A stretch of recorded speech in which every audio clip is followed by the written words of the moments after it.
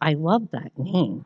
Buckminster Fuller, architect, futurist, system theorist, and most known for his geodesic dome structures, wrote, "You never change things by fighting the existing reality.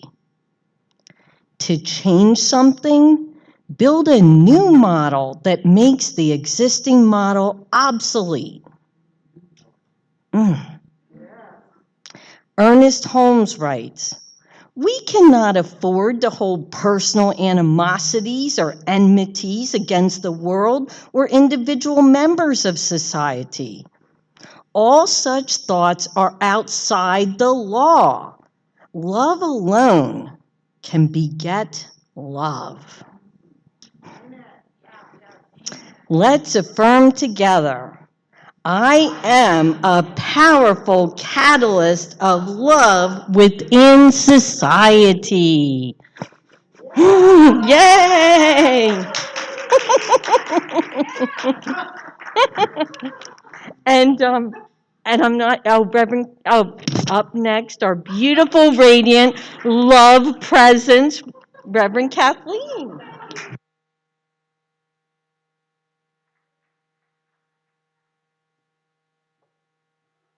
Love that enthusiasm.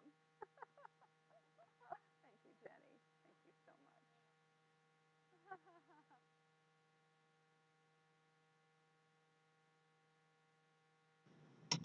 much. So am I able to use this now? Can I use this? No? Hello? No, I don't think so. Let me look. No, it's on. I have to create a new model. I'm working on it. Because I would really, oh, good, very good, yay. I'll move that out of the way. So I want to get away from the podium if I can, so I'm gonna come over here. Does this still work? All right, yay. Living everyday wonder and relationship. What a powerful topic this month.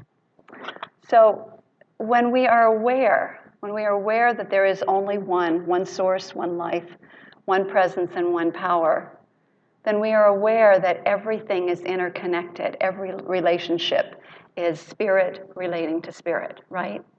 I mean, ultimately, that's what it is, because everything is an individualization of the one God.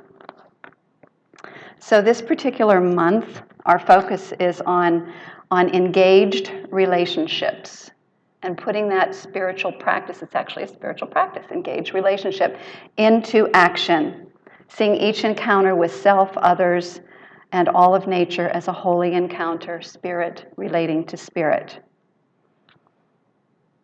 So relationships, the relationships that we have within the broader gathering of people is what has been created by those people. People create societies. So today we're going to be looking at ways that we can co-create a society which nurtures healthy, compassionate, equitable, and loving relationships among all. So I'm only going to be talking about two topics that are related to that today. The first one is problem focus versus solution focus, and the next one is from focusing on my good to focusing on the greater good. So problem versus solution. So for centuries, people have complained, right? People have complained about their relationships with the world, with each other, about their jobs, their children, the weather, the country, or some other country. And what we know is that the energy of complaint, that focus, has not made the world better, has it? No. No. And so what has truly made the difference is people who were solution-focused, who were focused on the solution and on being a part of the solution. So being willing to catch a higher vision.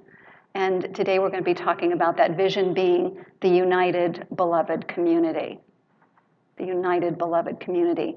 And what we've learned in our own spiritual community and really in this spiritual teaching and what I have witnessed over the years as a part of this Science of Mind teaching, all the way back to 1990 when I first joined, is that we have a powerful spiritual practice called visioning. Visioning for the purpose of catching that higher idea, not only for our life, but for the greater whole, this unified, beloved community. What does it look like? What does it feel like? What does it sound like? And what we know is that it's ever evolving, and it matches the evolution of our own consciousness. And so right now we're offering a visioning class, and those who are involved in it, this is very fresh and new for you. We've been really immersed in it.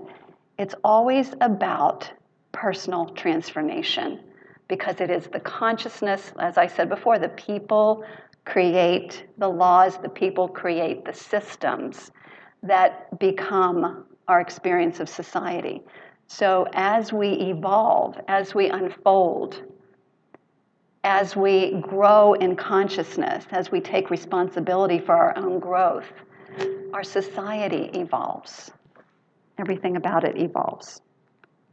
So it's about being willing to do the inner work to release the patterns of lack and limitation and separation and evolve into the consciousness that is the unified, beloved community consciousness. Love, compassion, connection, being solution-focused, and so on.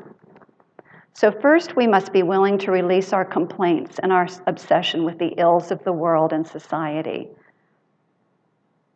And I was reminded of the first line of the song that we sang in choir last week. Many pray along the way. They don't stop to wonder what the world is coming to. They let something higher reveal the way to greater love. So it's not focusing on and complaining about the world. It is about what is mine to do to make things better. Because love begets love.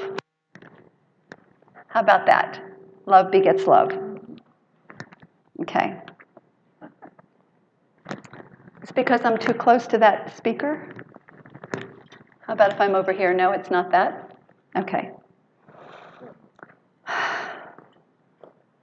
So releasing complaints does not mean that we ignore what is wrong. It does not mean that at all. This is not about spiritual bypass. What it means is that we are aware of it and we move forward on working on solution. And so it reminds me of the ER physician. So the the emergency room physician who, when there's an injury, somebody comes in with an injury, they are aware of the injury.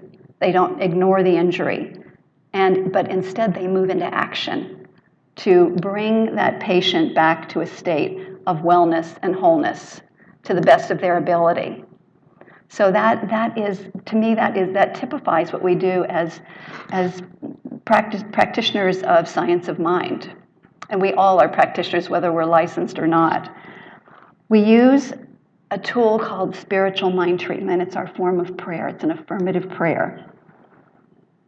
When we learn how to do spiritual mind treatment, we write down the condition. So we're not ignoring the condition. What is the condition that we want to shift and change? And then we craft a prayer that is the opposite of that is a revealer of the spiritual truth of our being, a transformation of our own consciousness, or the one that we're praying for. It's about consciousness transformation so that the new condition can be revealed through that consciousness. So that is moving from problem to solution focus.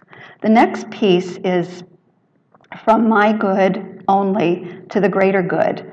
Ernest Holmes once wrote in his book called Love and Law, "Unity is the basis of all that there is. There is but one God, but one mind, but one spirit, but one power." And I'm paraphrasing what he said, but he used the word selfishly. Thinking selfishly is the foundation of most of our troubles. He says, I am unconsciously separating myself from my good if I do so. So it's a call to, yes, we take care of our own lives, and we improve our lives and so on. But it's about expanding our hearts to embrace the greater whole. Not only our beloved spiritual community here, which is so amazing, but to move beyond that and to expand our hearts. And I am just inviting us to see our hearts as wide as the world, as big as the world, in order to ask what is ours to do for the greater good. Now, it might be prayer. It might be that we're called to prayer, and our practitioners do that. We pray for ourselves, for each other, for the list on the spirit of the prayer list that we've been given from the spiritual community, and then we focus on things in the world that we want to transform, and mostly consciousness. What is the consciousness that we choose to see revealed in our world? And so I invite you to do that as well. And I'd also like to share with you then a story of Mame, Webb, Bledsoe. An amazing woman, a very heartwarming illustration of what we're talking about here today, of co-creating unified, beloved society. And she did that, and she is still doing that, and has been doing it for over 20 years, of working in collaborative partnership between the African American communities in Durham, North Carolina, and the Duke University community. And so I'd like you, as I share this story, to notice where the principles that we just talked about are involved. In other words, moving from problem to solution, moving from my good to the greater good. And so if you could just notice that as I tell her story, I would appreciate that. So in the 1990s, this is a little background, Durham's tobacco and textile industries were beginning to recline. And it affected the communities in Durham, particularly the African American communities that were heavily, involved in those particular industries. And at the same time, Durham's largest private employer, Duke University, was expanding. It was growing. And so what was happening was in this same general area, in the African American communities, there was a decline of morale, quality of life, and an increase in crime, while things were flourishing in the university community, and more people were moving in, and so on and so forth. So for decades, the jobs at the bottom of the economic ladder on campus were filled by the area's African American residents. And after 2 years of listening sessions, these were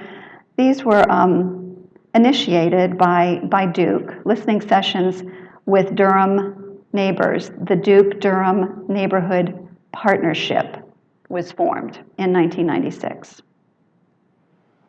And the focus was for Duke to support their employees and empower the neighborhoods around them with the support of the university. And then Mame was recruited in 2000 to be a part of creating this new model. So there was 4 years of preparation. They hired her, and then things really took off. So over the past decades then, the listening sessions continued. Strategic planning was set in place, priorities, and a powerful response to the neighborhood around Duke University. Mame Webb Bledsoe worked as an activist for the African American communities of Durham for over that entire time period, empowering them to become decision makers in their communities. Her humble, powerful leadership in identifying institutional resources, not only from Duke but other nonprofit organizations, helped to establish affordable housing, high-quality health care, and a lot of nonprofit support. And she helped actually the community set priorities, and these were the things that they came up with that they thought were most important. All of this work helped to stabilize the community and reduce crime dramatically. Her brilliance is rooted in building and strengthening healthy relationships, and that was one of the keys there, between the Duke community and the Durham community, so that they can work together toward creative solution. The neighborhood partnership has built playgrounds, opened health clinics, collaborated with nonprofits, started after-school programs in the community centers, and in 2018, Duke celebrated its 20th anniversary of its tutoring program, where Duke students tutor children in the Durham schools. So I trust you were listening. I'm going to ask you a few questions, okay? So did you hear the use of I didn't talk about the platinum rule, did I? Okay, the platinum rule. And that was supposed to be in my Creating a Society That Works for All. The platinum rule goes like this, and it's an up-leveling of the golden rule. The golden rule, which is do unto others as you would have them do unto you. And the platinum rule is treat others the way they would like to be treated. So that was the thing that a lot of people said was missing in the golden rule. Well, maybe the way I like to be treated is not the way they'd like to be treated. So it really is about having an open conversation with and that's what we were talking about here. So with that in mind, did you hear the use of the platinum rule in the story that I just told? Okay, what did you hear? People want to be treated with respect and dignity. Mm-hmm. And she asked the community what they needed, what they wanted, instead of assuming what they needed or wanted. Yes, very good. Thank you. The next question is, did you hear the focus on creative solution, a new paradigm that made the old ways of relating obsolete? Yeah? And an example of that? An example is having the students at Duke University integrated into supporting the students in the other area of the city to benefit from their... Right, the tutoring programs, new model.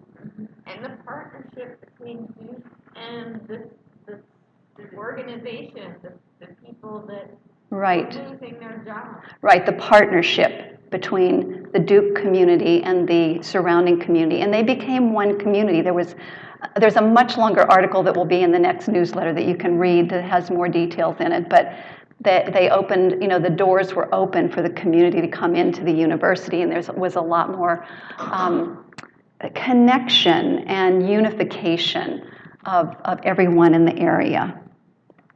So did you notice how a once separate, I just answered this, how a once separate Duke University and Durham community became a unified, beloved society through strengthening relationships and collaboration?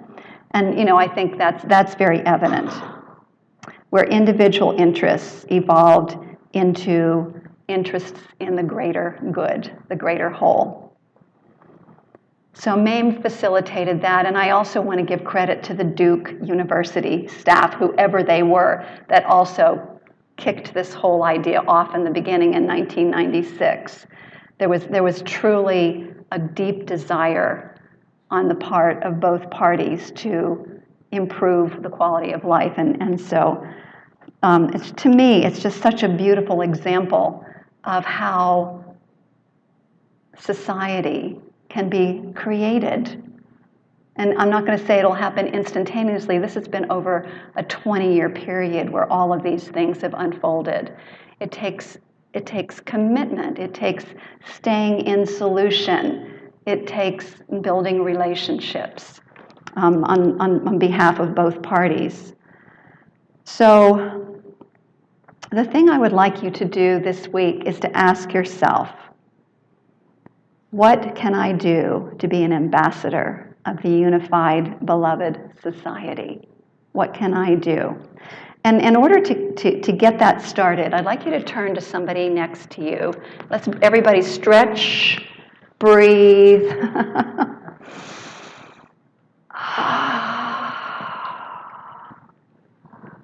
And then turn to somebody next to you and have a conversation about a way in which you can be an ambassador for the unified, beloved society.